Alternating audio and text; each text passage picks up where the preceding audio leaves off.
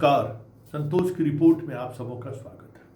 और आज हम संतोष की रिपोर्ट में बात नीतीश कुमार के उन वफादारों की करने जा रहे हैं, या यूं कहे नीतीश कुमार के लिए मर मिटने के तैयार पार्टी के ऐसे वफादार नेताओं की बात करने जा रहे हैं जो इन दिनों पार्टी में घुटन महसूस कर रहे हैं। और उसी की परिणति है कि समता पार्टी के दौर से नीतीश के साथ रहे। नीतीश जिन्हें अपने घर के बच्चों की तरह माना, बीच में वो पार्टी छोड़कर चिराग के साथ चले गए, इसके बावजूद भी दिल में लगाए रखा। वो आज पार्टी को छोड़ दिया है। हम बात मधुबनी के पूर्व एमएलसी विनोद सिंह की करने जा रहे हैं। विनोद सिंह ने आज पार्टी के प्राथमिक सदस्यता से इस्तीफा दे दिया है। विनोद सिंह के इस्तीफे से मधुबनी जिले में जदयू के सेहत पर क्या प्रभाव पड़ेगा ये तो आने वाला वक्त बताएगा। लेकिन मधुबनी जिले में नीतीश जिनको सबसे ज़्यादा अपने करीब समझते थे, उन नेताओं में एक विनोद सिंह की भी गिनती होती थी। उनका साथ छोड़ना वाकई में नीतीश के लिए बड़ा नुकसान होगा, ये कहना अतिशयोक्ति होगी, लेकिन संकेत सही नहीं है। ये संकेत इसलिए सही नहीं है कि नीतीश कुमार से जो सीधे जुड़े हुए, चाहे वो पार्टी के कार्यकर्ता हो चाहे नेता हो, वो सारे के सारे इन दिनों असहज महसूस कर रहे हैं। उन्हें लग रहा है कि जैसे वो अनाथ हो गए हैं। उन्हें लग रहा है जैसे कि अब क्या होगा, क्योंकि नीतीश कुमार जिस स्थिति में है और जिस तरीके से पूरे पार्टी प्रोसेस से, या यूँ कहें कि पूरे पार्टी से और उससे कहीं के अलग थलग हो गए हैं, ऐसे में जो उनके वफादार हैं, उनके जो सिपाही हैं, सब लोग परेशान हैं। विनोद सिंह का जाना संकेत है कि आने वाले समय में कई ऐसे विधायक रास्ता बदलते हुए दिख जाए तो कोई बड़ी बात नहीं होगी।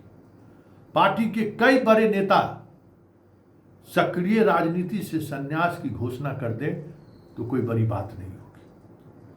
पार्टी के कई बड़े कार्यकर्ता और नेता अपने आप को राजनीति से संन्यास लेते हुए आपको दिख जाए तो ये भी कोई बड़ी बात नहीं होगी, क्योंकि ऐसे तमाम नेता जो समता पार्टी के दौर से आज तक नीतीश के साथ रहे, या बीच के दौर में भी जो लोग शामिल हुए, जिनसे सीधा सीधा नीतीश कुमार का रिश्ता था, ऐसे सारे लोग जो वर्तमान में विधायक भी हैं, उनको इस बात का खतरा महसूस हो रहा है कि कहीं मेरा टिकट न कट जाए, क्योंकि नीतीश कुमार उनकी पैरवी करेंगे कि नहीं करेंगे, इस बात को लेकर भी भरोसा नहीं है। अब विनोद सिंह का पार्टी को छोड़कर जाना, पिछले 1 बरस से विनोद सिंह नीतीश कुमार से मिलना चाहते थे, लेकिन उनको समय नहीं मिला था। कहा जा रहा है कि एक बार फोन से उनकी बात हुई, कराई गई, तो उन्होंने कहा कि विजय चौधरी जी से मिल लीजिए। यही पार्टी के तमाम अपने वफादारों से यही बात करते हैं। कोई बात होती है, कोई समस्या होती है, विजय बाबू जरा देख लीजिए। और विजय बाबू जिस तरीके की राजनीति करते हैं, या उनका जो राजनीतिक मिजाज है, उस मिजाज में पार्टी के पुराने नेता या पुराने कार्यकर्ता या विधायक और पूर्व विधायक संतुष्ट हो जाए, ये बहुत मुश्किल है। उनकी अपनी शैली है, अपने तरीके से वो काम करते हैं, अपने तरीके से चीज़ों को रखते हैं। बड़ा मुश्किल होता है तय करना कि वो जो कह रहे हैं और जो लोग सुन रहे हैं, उस दोनों के बीच कितना तारतम्य होगा, उनके जानने वाले भी नहीं समझ पाते हैं। इस वजह से पार्टी और नेता के बीच एक बड़ी दूरी बढ़ गई है, काफ़ी दूरी बढ़ गई और इसका नुकसान होगा, क्योंकि जो लोग आज उनके साथ हैं, जो लोग उनके आसपास हैं, वो अपने अपनी राजनीतिक महत्वाकांक्षा को सेट कर चुके हैं कि हमें कहाँ जाना है, हमें किसके साथ रहना है। वो लोग भी मन बना लिए हैं कि ये नीतीश कुमार की अंतिम पारी ही नहीं है, अंतिम पारी की तरफ नीतीश बढ़ रहे हैं। अब नीतीश कुमार से की और उनकी राजनीति से कोई खास वास्ता रखने की जरूरत नहीं है, उनके साथ रहने वाले लोग भी तय कर चुके हैं। लेकिन जो लोग नीतीश से जुड़े हुए हैं, जो लोग नीतीश के लिए कुछ भी कर गुजरने को तैयार है, ऐसे तमाम विधायक भी असहज हैं। करें तो करें क्या, कहाँ जाए, किससे अपनी व्यथा करें।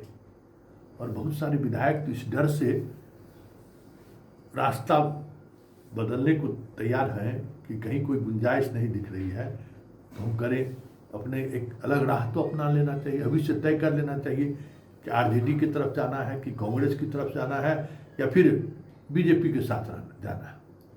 क्योंकि हर जदयू का तमाम लीडर ऊपर से लेकर नीचे तक, चाहे वो विधायक हो, चाहे वो मंत्री हो, चाहे वो सांसद हो, पार्टी के सीनियर पदाधिकारी हो, हर कोई शिफ्टिंग के मूड में है, शिफ्टिंग के मूड में है कि हमें शिफ्ट करना है। वक्त जो लगे, हमें बीजेपी के साथ जाना है तो हमें उसी लाइन पर काम करना है, हमको आरजेडी के साथ जाना है तो हमको उसी लाइन पर काम करना है, उसी लाइन पर बयान करना है, हमें कांग्रेस के साथ जाना है तो हमें उसी लाइन पर आगे बढ़ना है। और कांग्रेस के लोगों से कैसे संपर्क स्थापित हो, कांग्रेस में कैसे स्पेस बनाया जाए, इस काम में लगे हुए सारे के सारे नेता। जदयू के जो वर्तमान विधायक हैं उनकी भी यही स्थिति है, सांसदों की भी यही स्थिति है कि हम किसके साथ जाएं। सब अपने कॉन्स्टिट्यूएंसी, विचारधारा और आने वाले समय में मेरा राजनीतिक भविष्य क्या हो सकता है, बस इसी चिंता में लगे हुए हैं। पार्टी 2025 के चुनाव को कैसे पार करेगा इसकी चिंता कम है, सबों की चिंता इसी को लेकर है कि 2025 के चुनाव में टिकट मिलेगा कि नहीं मिलेगा। और दूसरी बात कि अगर मिलकर जीत कर आ भी गए तो फिर हमें किसके साथ रहना है, बीजेपी के लिए हाथ उठाना है या फिर नीतीश के लिए लड़ना है कि नहीं नीतीश कुमार ही मुख्यमंत्री होंगे, उनके चेहरे पर चुनाव हुआ है तो वही हम मुख्यमंत्री बनेंगे। ये जद्दोजहद है। तो समझ सकते हैं कि जब इस तरीके की स्थिति पार्टी के अंदर कार्यकर्ता, नेता, विधायक और सांसद महसूस करने लगे तो ये तय मानिए कि अब इस पार्टी के विराम का समय आ गया है, या यूँ कहिए कि अब इस पार्टी का सूर्यास्त होने वाला है। क्योंकि जब ये स्थिति आ जाती है कि नेतृत्व जिस पर सबको भरोसा है वही भरोसे लायक न रह जाए, यह देखते हुए कि वो अब उस मना स्थिति में नहीं है, तो फिर आप सोच सकते हैं कि पार्टी के कार्यकर्ता, नेता, विधायक, सांसद के दिल पर क्या गुजर रहा होगा। ऐसे में चुनाव से पूर्व ही एक बड़ा भगदड़ जदयू के अंदर देखने को मिले तो कोई बड़ी बात नहीं।